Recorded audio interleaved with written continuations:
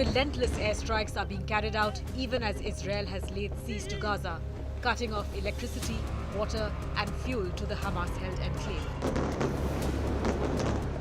The Israel-Palestine conflict is a long-standing and deeply rooted dispute that has captured the attention of the world for decades. It's a complex tale of two peoples, two histories, and two claims to the same land. This conflict, which revolves around issues of territory, identity, and sovereignty, has sparked numerous wars, negotiations, and debates, making it a topic of global significance and concern. But how did it start, and is there even an end in sight? Join us as we take a look at the key aspects of this enduring struggle, shedding light on the historical backdrop and the ongoing and recent challenges that continue to shape the region.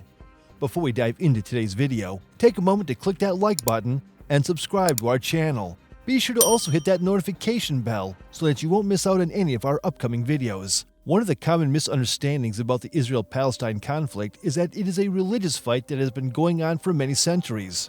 While religion is involved in the conflict, the major issue is about two groups wanting the same land, and it started in the early 1900s, not many centuries ago. Back then, the place now called Israel-Palestine was under Ottoman rule for a very long time. It was a mix of different religions, mostly Muslims and Christians, with a few Jewish people living peacefully. However, things started to change. Firstly, more people in this region started feeling like they were not just ethnic Arabs, but Palestinians with their own unique identity. At the same time, in Europe, more Jews were getting involved in something called Zionism. This movement said that being Jewish wasn't only about religion, but also about having their own nation. And after years of suffering, many believed that a Jewish state was the only way to be safe. They thought their historical homeland in the Middle East was the best place to make this happen. During the early 1900s, many European Jews moved there. This happened after World War I, when the Ottoman Empire fell apart and the British and French took control of the Middle East. The British managed an area they called the British Mandate for Palestine. At first, the British allowed the immigration of Jews, but problems started as more Jews arrived and started living in farming communities. The Jews and the Arabs who were already there didn't get along, and both groups committed acts of violence. By the 1930s, the British started to limit Jewish immigration. As a result, Jewish militias began to fight against the local Arabs and push back against British rule. Then came the Holocaust, in which nearly 6 million European Jews were killed by the Nazis during World War II. This made many more Jewish people leave Europe and come to British Palestine. It also got a lot of the world to support the idea of having a Jewish state. In 1947, when tensions between Arabs and Jews in the area were getting worse, the United Nations decided to split British Palestine into two different parts, one for Jewish people, called Israel, and one for Arabs, named Palestine. Jerusalem, a city important to Jews, Muslims, and Christians, was to be a special international place where everyone could worship. The goal was to give Jewish people their own country, let Palestinians have their independence, and stop the fighting between Arabs and Jews that the British couldn't control. The Jews agreed, and they declared their independence as Israel. However, the Arabs in the region thought this UN plan was just another way for European countries to take their land. Many Arab countries, which had just won their freedom, joined together to fight against Israel. They wanted to make a united Arab Palestine where all of British Palestine used to be. Israel ended up winning the war. However, they didn't stick to the borders set by the UN plan. They took the western part of Jerusalem and a lot of the land that was supposed to belong to Palestine. They also expelled high numbers of Palestinians from their homes, which created a huge group of refugees whose descendants number around 7 million today.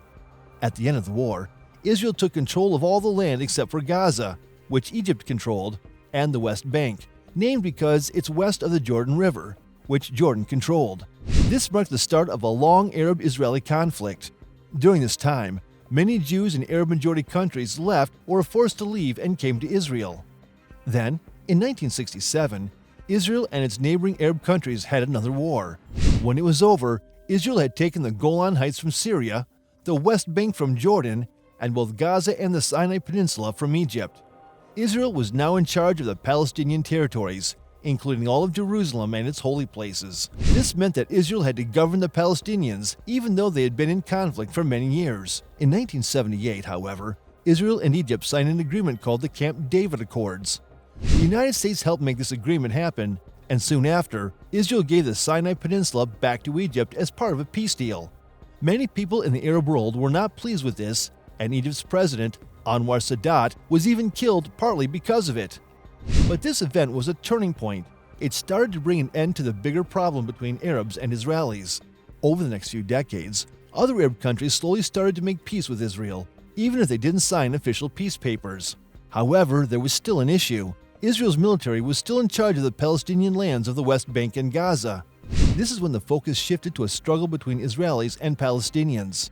The Palestinian Liberation Organization, formed in the 1960s to seek a Palestinian state, fought against Israel, sometimes using terrorism. At first, they wanted all of British Palestine, meaning they wanted to end Israel.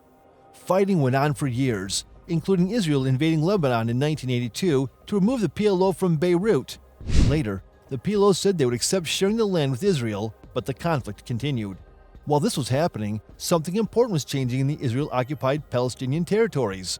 Israelis were moving in. These people, called settlers, made homes in the West Bank and Gaza, even if Palestinians didn't want them there.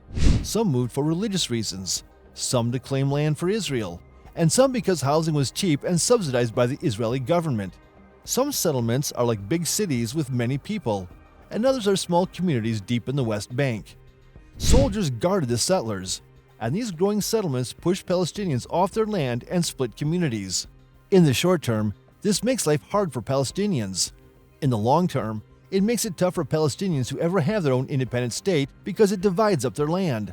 Today, many settlers live in occupied territory, even though the international community sees them as illegal.